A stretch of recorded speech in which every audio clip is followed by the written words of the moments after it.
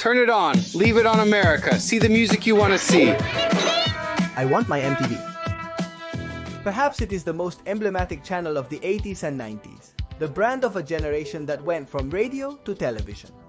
A generation that would begin to be characterized by the increasingly extreme consumption of everything it liked.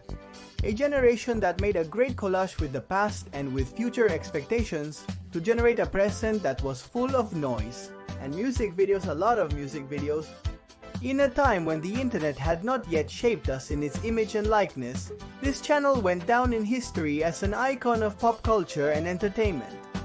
Standard bearer of Plastic Rebellion and son of the multi-reference. It's about a channel that unquestionably demonstrated that music and new media still had a lot to say to each other.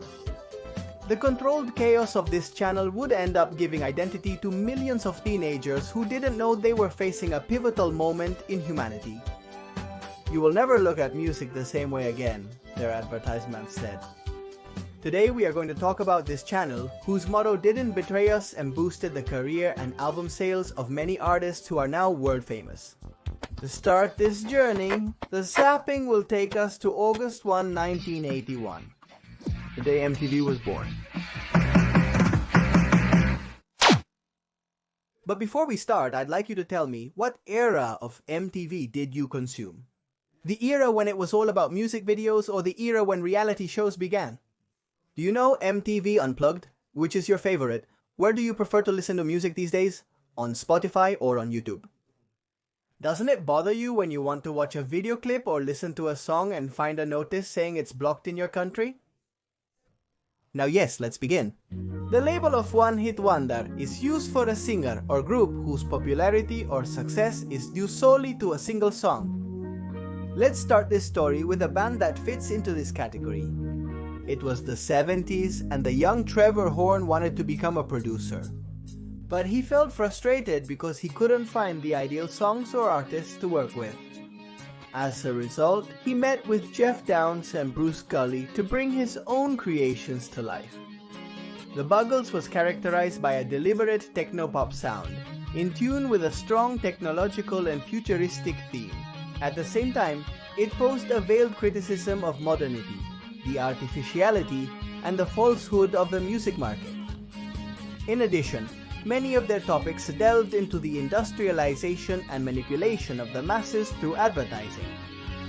On September 7th, when Buggles' first single was released, Trevor was able to show that he was not mistaken, that he had been able to build the success he had always dreamed of. The fame of the theme in question would not be repeated with the same enthusiasm in their next works. Trevor didn't know it, but he's turned into a one-hit wonder, but not just any one-hit wonder. His song would have a couple of peculiarities. It would go on to be number 1 on the UK charts. The second peculiarity is that the music video for the song, directed by Russell Mulcahy, was the first video broadcast by a budding American network. It was the 1st of August, 1981. The song was called Video Killed the Radio Star. We are also excited about this new concept in TV. We'll be doing for TV what FM did for radio, and let's get into it right now at MTV.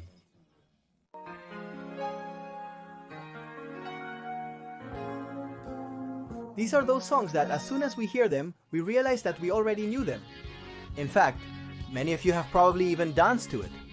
The channel, whose first broadcast was the video of that song, was called MTV. An unknown channel at that time, but that now certainly is more popular than all those one-hit wonders it fed on during its early and golden years? How did it all begin? Well, that's what we're getting to.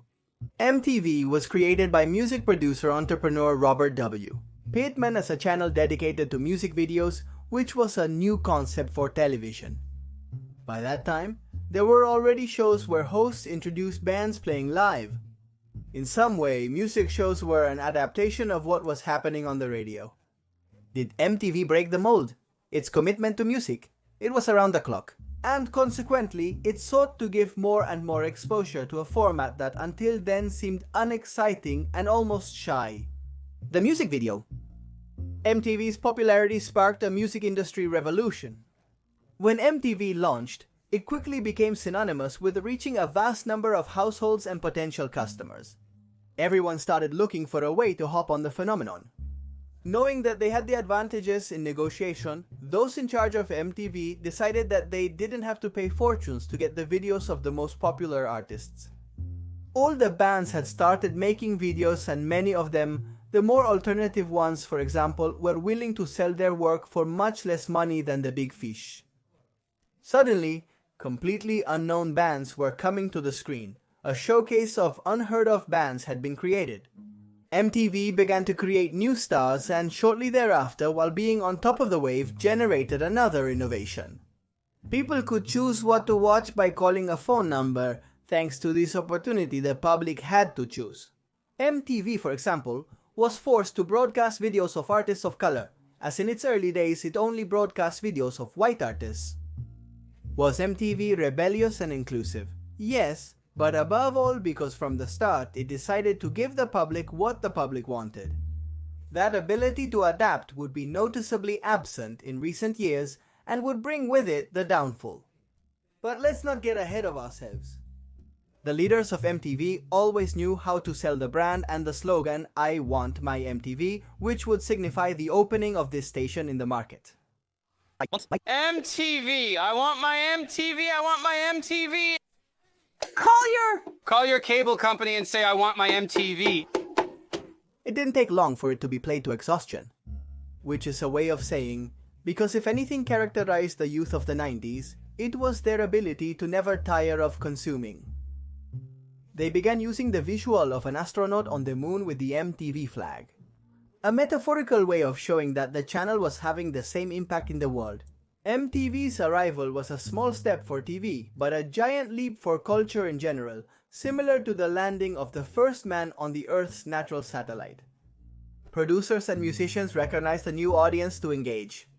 Not those who listened to radio or its derivative products, but that new generation that started to develop an intimate and interactive relationship with television. So how do you stand out in this new mode? Easy? By having the best music video, we were without a doubt facing a new and powerful visual era. The choreographic sequence created by Elvis Presley for the eponymous main theme of the movie, Jailhouse Rock, is considered the first music video in history. Elvis Presley was not satisfied with the choreography he had rehearsed. When asked with some arrogance, how would he do it? Elvis left everyone speechless, with movements that are now considered a classic. Legend has it, a dancer and Elvis practiced the complicated and famous sequence all night until it was in the form that we all know today. Regarding music videos from the post-Elvis era, Michael Jackson is considered one of the pioneers in bringing the purely cinematic concept to the small screen, elevating the music video to the category of construction, with more artistic nuances than just showcasing a musician. I'm sorry, I didn't believe you.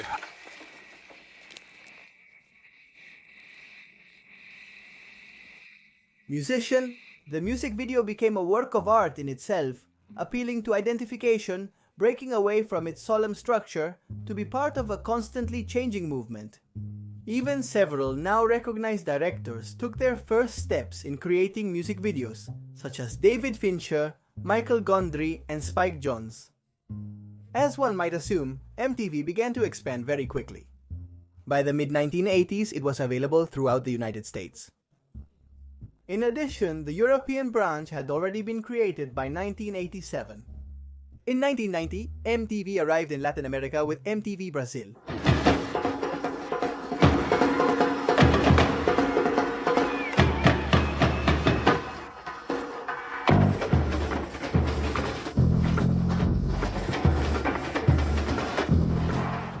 Three years later, MTV Latin America would be launched. MTV Japan was also created in 1992, MTV China in 1995, MTV Spain in 2000, and then in 2005, MTV Africa. Basically, there was MTV anywhere in the world, and with specialized programming for each region, MTV, it had conquered humanity with a strategy as simple as it was effective. It had discovered that it could dominate the music and video industry at the same time. So what was the next step? To create the MTV Music Awards, better known as the BMAs, a masterstroke in which the best music videos of the year were awarded. a more colorful and unstructured version than that of the Oscars or Grammys. A hybrid that took the best from both events and put it to serve more restless viewers, teenage viewers who until then considered award ceremonies to be boring. Once again, it all led to an unparalleled accomplishment. Thus, the metaphorical figure of the astronaut that we mentioned earlier would become, from 1984 onwards, a silver statuette that would start to be coveted by those who wanted to make a place in the sales charts. The VMAs represented a stage where renowned artists could make presentations and show how intent they were on breaking all stereotypes. But above all, the VMAs were characterized by generating controversies and moments that are memorable to this day. Let's review some of these moments. In 1984, Madonna was the one who opened the first Video Music Awards. By that time, the song Like a Virgin had attracted the attention of family organizations, who complained that the song and its video promoted premarital sex, which is why they tried to censor them. Madonna decided to stoke the fire. She came on stage in a wedding dress and ended up improvising a sensual choreography to everyone's surprise. After that kickoff, there was no MTV presentation that did not somehow seek to be outstanding and generate the same impact as the Queen of Pop. Cher would shine in 1989, also challenging the censorship imposed on her wardrobe. Already in 2001, it was the then emerging Britney who took all the looks by appearing with a giant snake on her shoulders. The same Britney, 2 years later, would star, along with the already mentioned Madonna and Christina Aguilera, in one of the most talked about kisses of a time stirring up an entire society. And since we're with Britney, just as memorable is her performance from 2007, but for having been, according to popular vote, the worst in the history of the awards. On her part, in 2009, Lady Gaga would give the bloodiest performance by ending up red at the end of her show. The following year, she would stir up the fashion world and open more than one ethical debate by showing up in a dress made entirely of beef. At the 2009 VMAs, Kanye West unexpectedly interrupted a speech. In 2011, Beyoncé used her performance to show the world she was expecting her first child.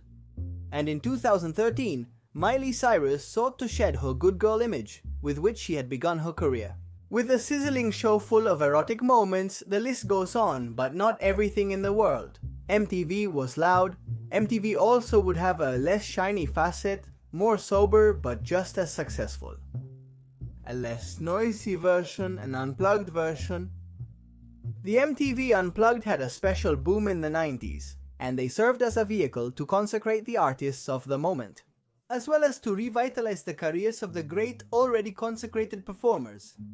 This format had its precedent, once again with Elvis Presley and his television show, The National Broadcasting Company from 1968. Which is considered as the first Unplugged in history. MTV Unplugged was created by producers Robert Small and Jim Burns. Composer Jules Shear hosted the first 13 episodes, after which the host figure was eliminated. This is Unplugged, and we're back again. And we've got Elliot Easton right here, formerly of the Cars. Sid Straw is here too. She'll be singing spontaneously. Although the piloto episode of the series was recorded on May 16, 1989, and had the band XTC as guests. The first official episode of MTV Unplugged premiered on November 26th of that same year and featured the participation of the band Squeeze, singer Sid Straw, and musician Elliot Easton. Some claim that the Unplugged format originated after Jon Bon Jovi and Richie Sambora's performance at the 1989 MTV Music Awards. Two recordings were crucial for the boost of this series: Paul McCartney's Unplugged album in 1991 and Eric Clapton's Unplugged, released the following year in 1992. Mariah Carey was the first female performer to hold a live acoustic concert. And the album became the best-selling of the series, with over 15 million copies. Globally, Nirvana's MTV Unplugged became particularly famous. Recorded the 18th of November, 1993 was one of the band's last televised appearances before the death of singer and guitarist Kurt Cobain.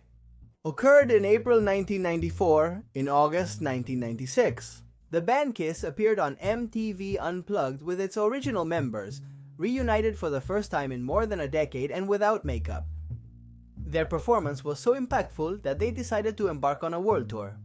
In 1996, the grunge band Alice in Chains chose the show for their final concert.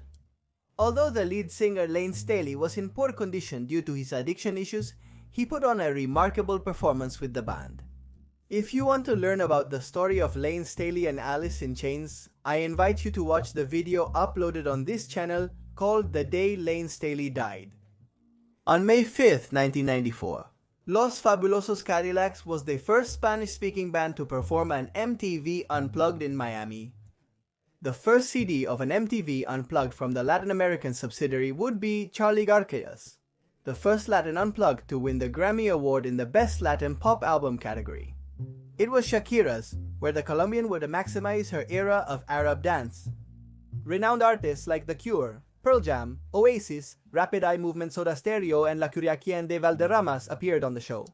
Luis Alberto Spinetta, Diego Torres, Ricky Martin, and Julieta Venegas, among others.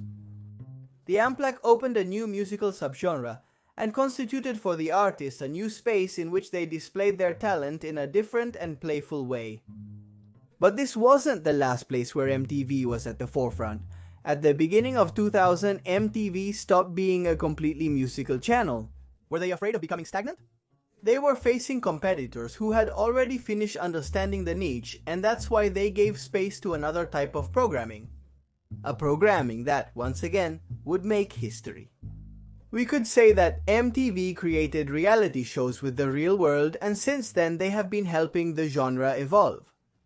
But in addition to making reality shows, MTV also made all kinds of content, from cartoons for teenagers to programs that have made us laugh, reconsider our role as consumers, or feel secondhand embarrassment.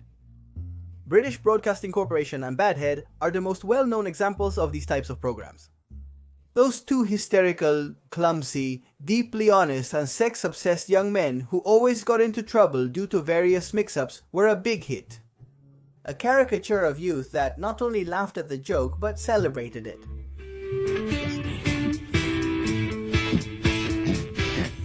Ashton Kutcher, Dax Shepard, and the rest of the Punk'd team were instantly iconic for making their famous friends look like fools with their cruel pranks.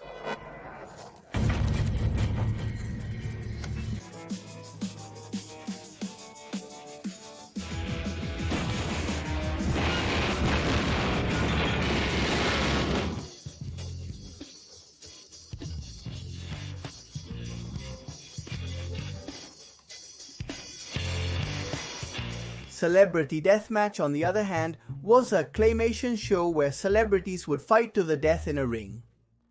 The show was popular enough that its creator, Eric Vogel, was named one of the most creative people in the TV industry by Entertainment Weekly. The sarcastic, cynical, and misanthropic Daria examined suburban life and social classism in high school in fun ways. And with few words, she became a whole generational spokesperson. What is it? Isn't Brooke's new nose cute? Don't rush, it will grow on you. Another success was forged when Neb Schulman discovered that the woman he had been dating online was not actually who she claimed to be. The experience led to the fascinating 2010 documentary Catfish, which later became a powerful investigative series Catfish TV show in 2012. Ozzy Osbourne introduced the world to his family in the Osbourne reality show, putting Sharon Osbourne, Kelly Osbourne, and Jack Osbourne in the spotlight. Ozzy would later admit that he was drugged throughout the series.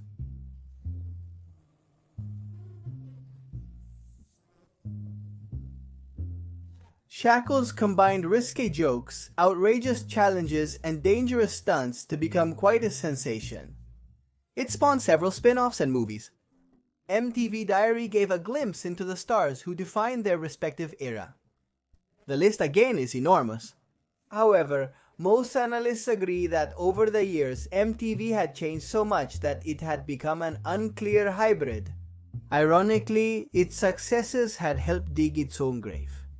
In the year 2011, the MTV logo was changed. making it more than clear to users that it was no longer just a music channel. A full cycle was completed. The market today is far more complex. Not only did the entertainment industry and the capabilities to generate it drastically change, but there are, for example, platforms like Spotify. Launched in 2013, the platform is among the most popular for listening to music content today. And a large part of its appeal among music lovers is its ability to generate predictive playlists, tailored to the tastes of each listener and their particular habits, which ensures that the user has a totally personalized experience. Regarding videos, we already know which platform is displacing television. Les Garland, who co-founded MTV and was its vice president for years, declared, "If I had to confess my habits, I go to YouTube like everyone else." Generations and times changed. MTV couldn't recover or adapt to the digital age. People are watching live television less and less, and young people are leading this trend. Despite its outcome, MTV left a deep mark in the channel surfing memory of all of us who grew up in front of the so-called idiot box. And it was one of the last great global phenomena that existed before the new virtual era. MTV not only changed the way of seeing a culture, but also changed the way we saw ourselves. He set up a stage, installed a wardrobe, positioned the lights. MTV built its own music video, one in which we all participate as extras, those of us who enjoy its mind-blowing and ephemeral fiction. An eternal music video, one whose melody we still hum with nostalgia, of course, although we no longer remember the choreography. And that's all for today's video. I ask you again, what era of MTV did you live through if you used to watch this channel? Did you live through the first era, the one of music videos? Did you experience the era of Unplugged or the era of reality shows? Which era of MTV did you experience? Of course, I encourage you to leave your comments. I will be reading everything you write down below. Please suggest ideas for potential upcoming videos. I am going to leave a couple of videos here for you to continue marathoning. Leave your like, subscribe, the usual stuff. I'm Magnus Mephisto. We'll see each other in the next video. Goodbye.